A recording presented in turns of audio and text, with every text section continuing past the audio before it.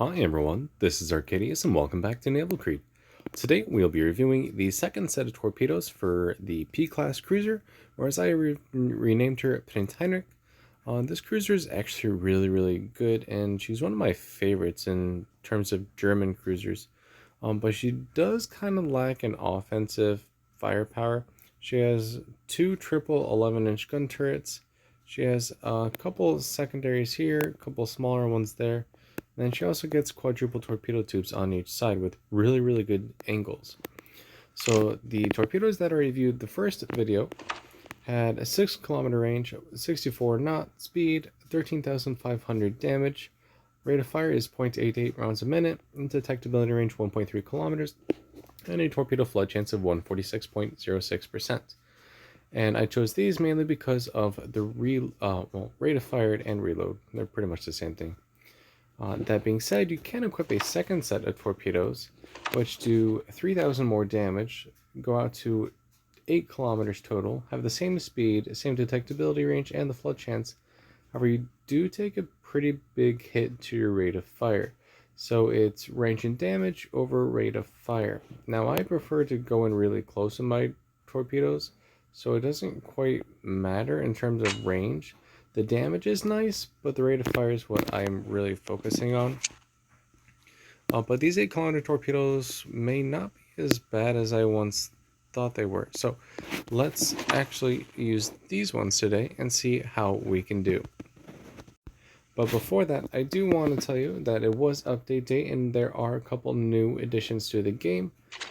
We have the preview for Admiral Nakhimov, or as I've already renamed her, Rostislav. It is the Tier 9, I'm going to call her the Dreadnought line, I guess you could say, of Russian Soviet battleships. You have 3 quadruple turrets of 16-inch guns.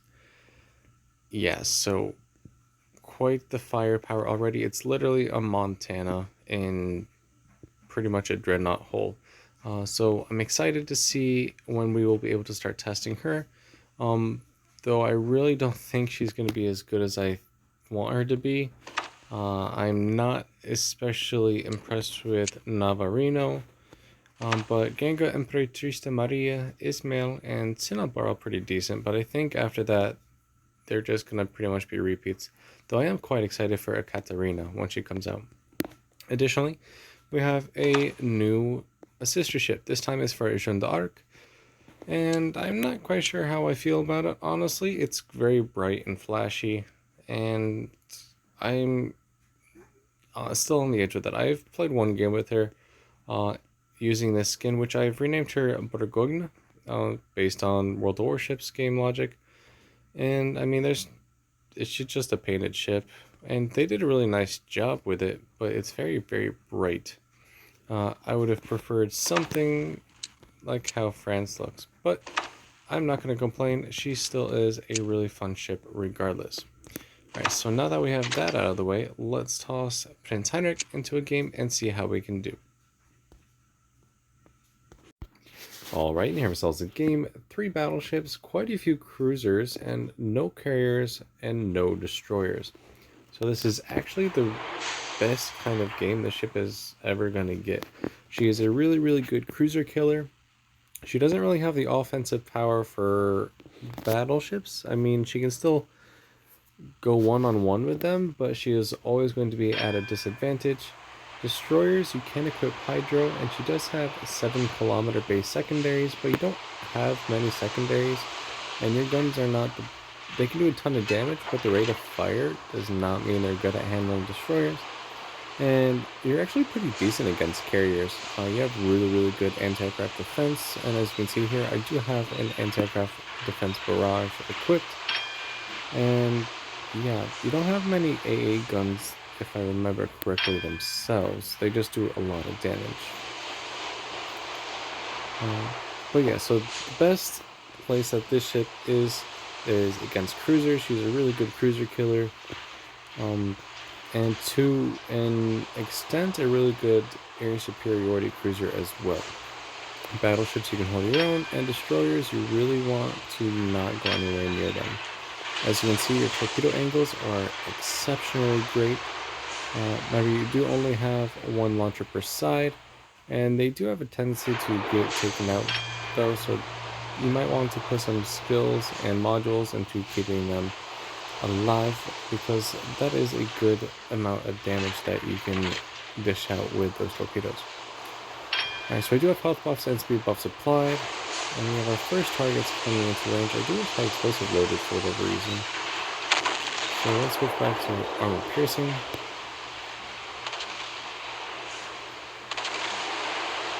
Let's see, can we get any fires on this Vanguard? Hey, I'll take it. Let's see if we can go through the bow armor on Castroma. She's at a really good ricochet angle, but we may be able to overmatch. Nope, just ricochets. Alright, so let's see what targets we have. Castroma and a Helena, Veneto, Hipper, Vanguard, Tone. I know I can go through the nose on Helena, so let's start working her over. And it looks like I have buffed my secondaries as well. Actually, I know I have secondary buffs. There we go. So our secondaries are working on this Castroma a little bit, though they're not that powerful. They just go out pretty far. And we got 2 penetrations that time. So we're going to try and focus on the Helena once she gets into range. And I'm going to work on the Castroma with my main guns. And immediately delete her. And so we have our 8-kilometer torpedoes. Let's just kind of spread them out like that and see if we get any lucky hits.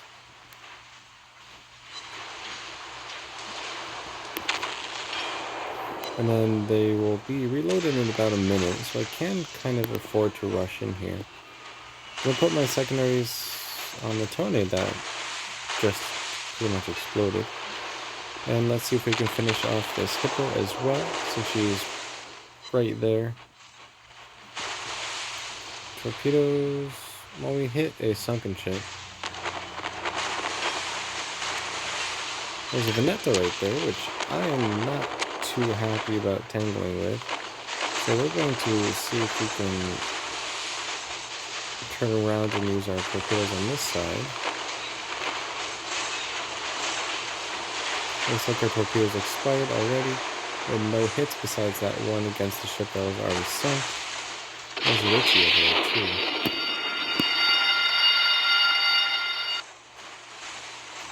Alright, so we're still trying to get some of these targets in range.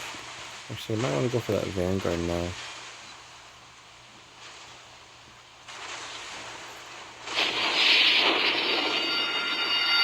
Alright, so torpedoes are out. They do have the higher damage number, so we should be able to get a good chunk of damage, if not outright sinking. Yep, there we go. And then the Neto's turning around for us. Let's send some torps her way. And let's actually work on the Richie with our main guns. That is a double fire. I will now use my repair. 45 seconds until our next torpedoes. Though it looks like we're going to miss on the Veneto, which is unfortunate.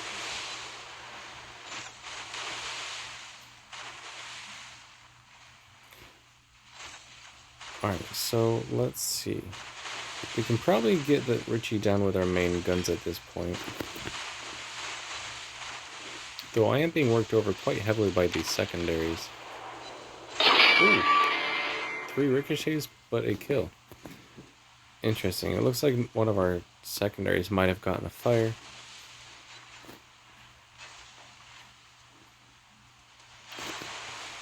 Alright, I do need my repair. Alright, let's see if we can send some torps up her stern. Looks like we're going to get all 4. There we go. I'll take that. Oh, and she is the last ship. So we should be able to kill her with this last gun salvo. Or just get 2 pens for no damage. There we go. Alright, so we didn't really focus on guns because I was trying to show off those torpedoes. But she is a really decent with your guns. I was still able to get 214,000 damage, 3 ships were sunk, 47 shell hits, 8 torpedoes, 3 aircraft shot down, 7 citadel hits, 2 fires, 2 floodings, 130 secondary hits for 5,300 base XP. Less than 3,000 damage in high explosive main shells, but we didn't really use that all too often. Almost 90,000 damage in armor piercing alone, 19,000 damage in fires and floodings, 9,500 about damage in secondaries, and then 93,000 damage in main or torpedoes as well. So a pretty even split between main guns and, well, torpedoes, and that is how you would want to play this ship.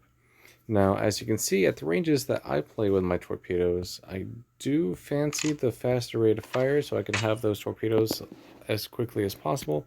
So that is why I run with the 6-kilometer torpedoes. But I can see that the higher damage numbers for the second set would come in handy quite easily. That's an extra 3,000 damage per torpedo, minimum, or maximum, I should say. And then if you have 4 torpedoes, that's an extra 12,000 damage you can dish out per salvo of torpedoes. And that is quite a bit. Now with that, I will wrap up today's video. If you liked the video, make sure you like and subscribe. And that concludes all other alternate versions of torpedoes and guns for German cruisers. Italians don't have any, neither do Pan-Asians. And so that leads us to the next set of reviews for British cruisers. So Black Swan doesn't have any, Weymouth doesn't have any, Caledon doesn't have any, Leander, Arethusa, Fiji, and Southampton do not have any alternate torpedoes. But there are alternate torpedoes for Belfast, Edinburgh, Neptune, and Minotaur. So those are the ships that we'll be focusing on for the next few days. So if you're interested in that, join me tomorrow and we'll go over the second set of torpedoes for Belfast. So again, thank you and take care.